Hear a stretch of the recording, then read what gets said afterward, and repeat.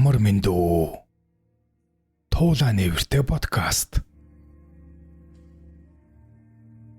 Залуу насанд зүс чимэг, өтлөх насанд эд чимэг. Монгол ардын зүйрэг. Сартагтай баатрын домгууд. Эртээ цагт Сартагтай гэдэг хүн амьдардаг байжээ. Тэрээр гадны дээрэмчин тонуулчнаас нутаг усныхаа ард иргэдийг хамгаалан тэмцэлдэгч нэгэн байлаа. Нэг удаа өртөөний адууг хариулдаг байсан Норцлоо гэдэг булаир үл таних 3 дээрэмчинд адуугаа дээрэмдүүлэн хитэн сараар ирд сураадч газрын гаваар орсон мэт ор сураггүй болжээ. Өртөөний олон адуу алдаж өрөнд орсон залуу ир арга ядаад Сартагтай баатрын амьдардаг агуу руу 3 өдөр 3 шөнө мацаар хурж болсон явдлыг хэлтэл Сартагтай баатрын царай хүрлийн харлаад миний нутгаас дээрэм хийдэг ямар зориг зөрөгтэй хүмүүс байдаг вүлээ гэж хэлээд даруй морио эмээлж дээрэмчдэг нэхэн оджээ. Баатар яваад 1 жилийн дараа нутагтаа эргэж ирэв. Тинхүү явахдаа олон актын туурайны мөр унсан ус хөөвөр харган модонд үлдсэн сүүлний хэлхсаар мөшгсөөр Дунай нуурын цааталд гарсан байж. Өнөөх дээрэмчдийг гүйцэн очиж 3 сар тулалдан дийлээд адууга нутагтаа буцаан авчирчээ. Ингэж ирэхдээ одоо манай нутагт халдах 2 хөлтэй хохимо толгойтой юм байхгүй гэж хэлээд агуудаа бууснаас хойш эргэж нэгч хүнд харагдаагүй гэдэг. Сартагтай баатар их том биетэй хүн байжээ. Нутгийн энд тэнд тогтсон гууж алга нүхийг баатар ирийн морины туурай мөр гизгээдэг ажээ. Ховд аймгийн Мянгад сумын нутагт улаан үнэт, цагаан үнэт гэсэн нэртэй үзэсгэлэн цайхан уул бий. Хизээд ч юмтэй. Эртүр цагт энэ 2 уулын орчимд Сартагтай хэмээх хүч тэнхээт баатар ир байжгэн. Сартагтай баатар тоолж баршгүй олон үхэртэй юм байж. Тэрээр үхэр сүргээ таслан хариулдаг байжгэн. Улаан үнэгээ нэг ууланд, цагаан үнэгээ нэг ууланд хариулдаг байжээ. Тэдгээр уулыг хариулдаг байсан үнэнийх нь өнгөөр тус тус инхүү улаан үнэт, цагаан үнэт гэж нэрлэжээ. Энэ уулнаас холгүй алтан гадас, бор гадас хэмээх 2 толгой бий. Эртээр цагт үе юм гин. Эрлхэг зориг төвгүүдтэй эзэн Сартагтай, үе төмөн адуутай үнэхээр баян байжээ. Сартагтай баатар зуны нэгэн сайхан өдөр үе төмөн адуунаасаа хідэн гүүг барьж гүүгээ барьчхаад унганы зэл татаж гин. Уйд сураагүй унгнууд нь зэл гацаа хуглан тастаад байж гин. Үүндэн цугалтсан Сартагтай 2 хурц шороо хайж түүндээ зилээ татан унаг дагаа уйж айраг цагаагаа эсхэн айл амтнаа цайлж байжээ. Шидсэн 2 хурц шороо нь одоогийн алтан гадас, бор гадас гэдэг 2 толгой юм.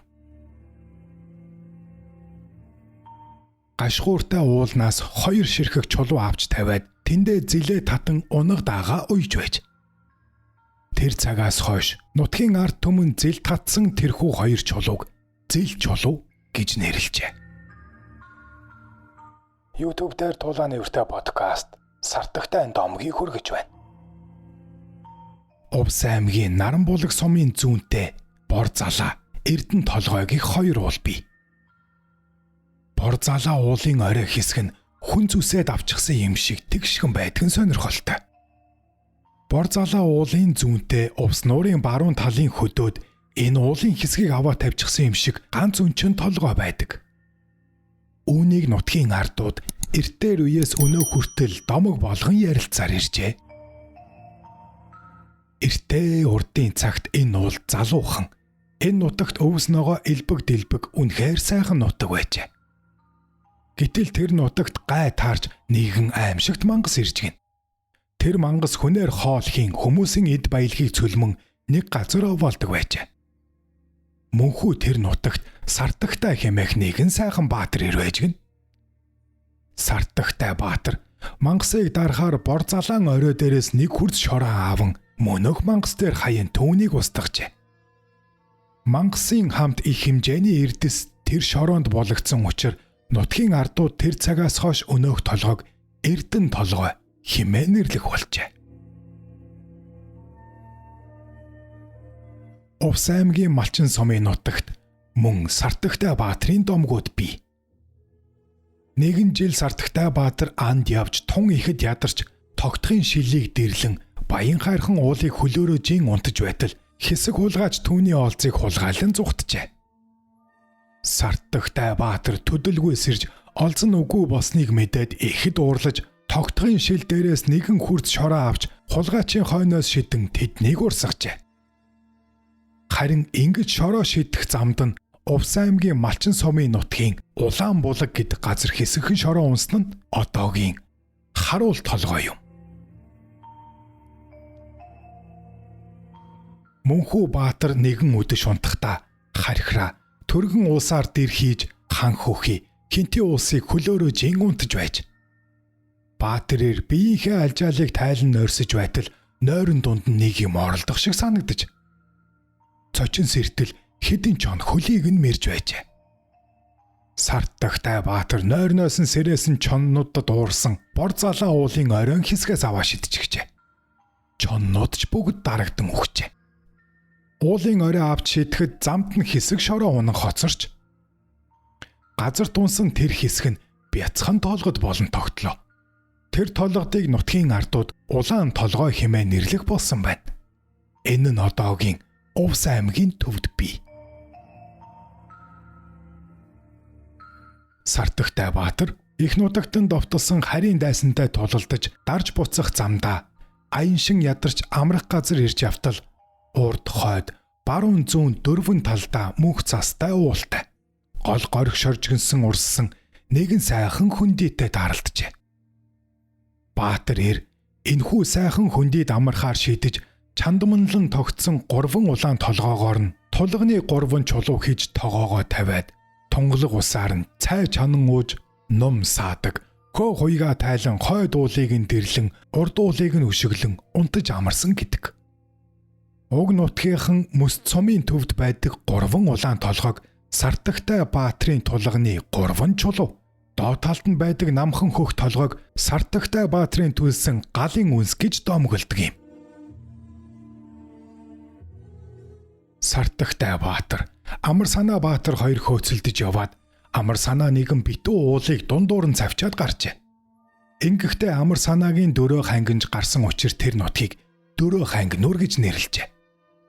Амар санаа баатар цааш явж хонгорын орой дээр очиж Синжит гэдэг газар дивсэг дээр морин сойн тавлаж байсан гэдэг.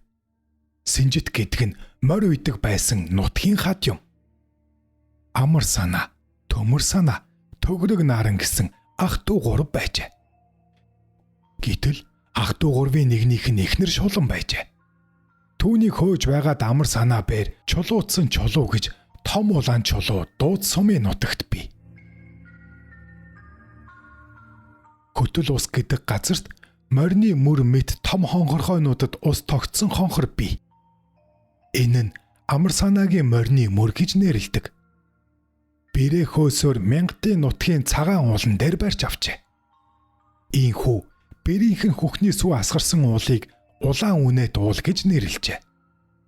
Шулан болсон бэрээ устгасны дараа ах トゥ 3 цоохор морины сүл гүйцэж газар шөргөх үед нохой дөрвөн хөлөөрөө гიშгэлж морьчлон шээх үед эрийн чив огтолж эмээм утгалж алтав гэж тангараг тавиад баруун тийшээ явсан гэдэг.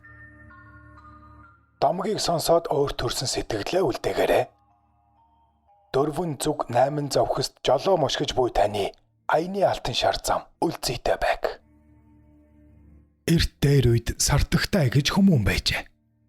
Уул хүн хан хүүхийн нуруу дээр хөлөө тавьж баруун мянгатын шилийг дэрлэж унтдаг хүн байжээ.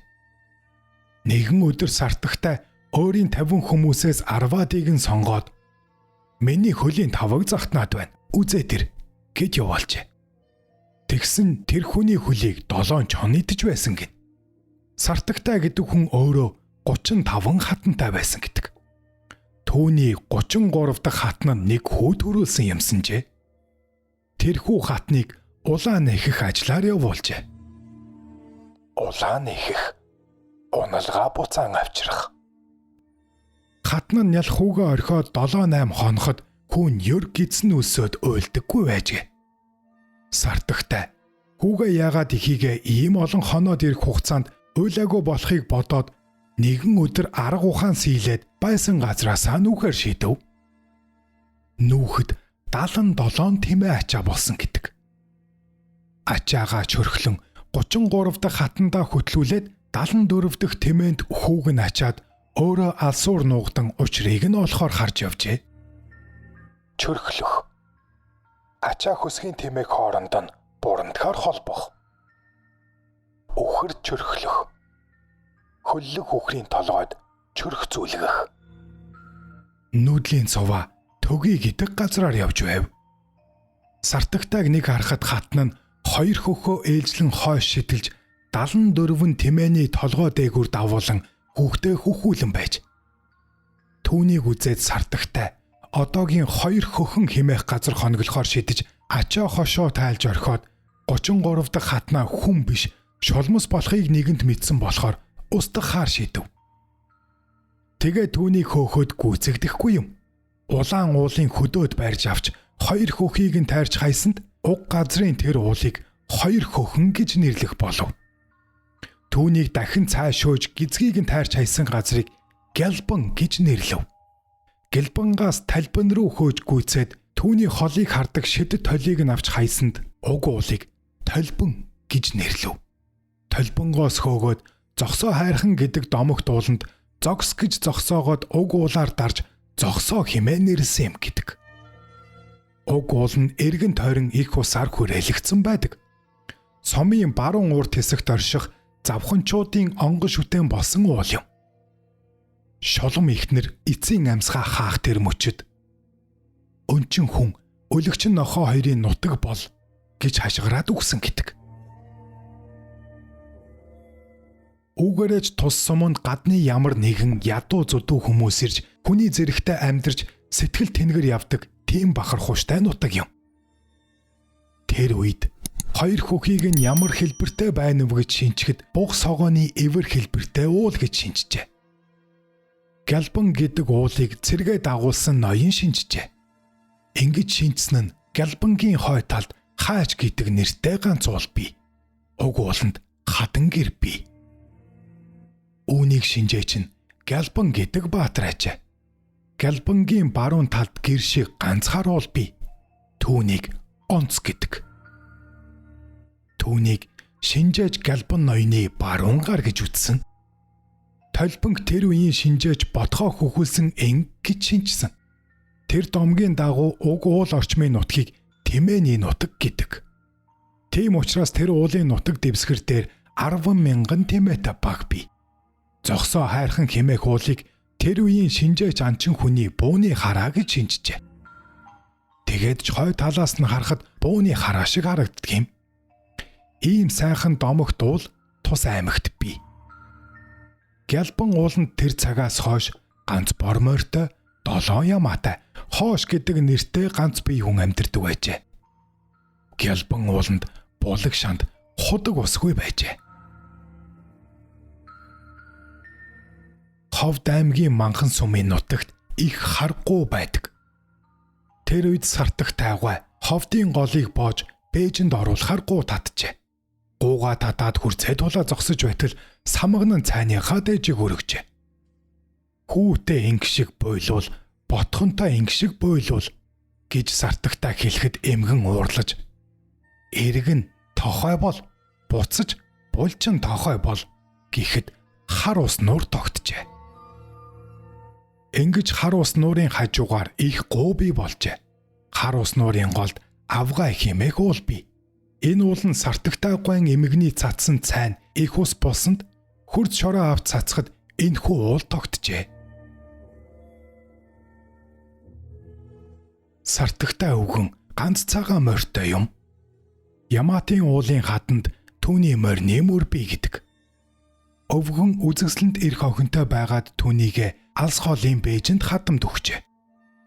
Явахдаа охин нь унсан газар угаасан усыг минь хөргөж өг. гэжээ.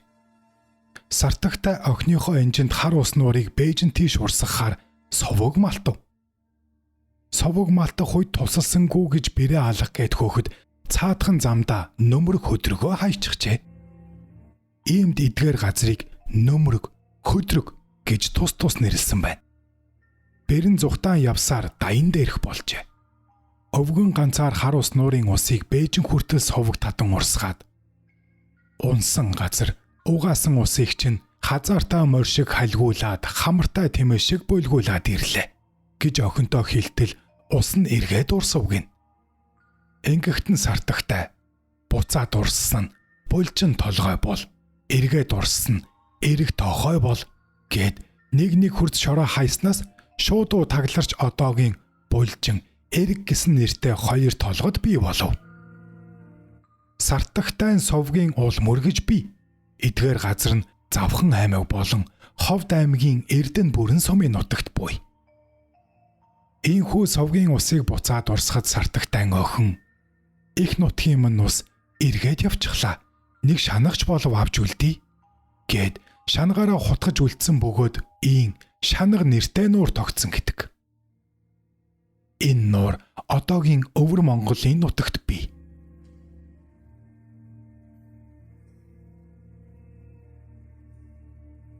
Та YouTube дээр Тулааны өртөө подкастыг үзэж ба сонслоо. Домог таалагдсан бол сэтгэлээ үлдээж лайк товчоо дараарай. Ингэснээр та намайг дэмжиж буй хэрэг юм. Facebook дээр Тулааны өртөө гэсэн хуудас байдгүй нэг минь устгаарай. Тэгвэл Тулаанд баярлах юм. Танд эрүүл энх хамгийн сайн сайхан бүхнийг хүсье.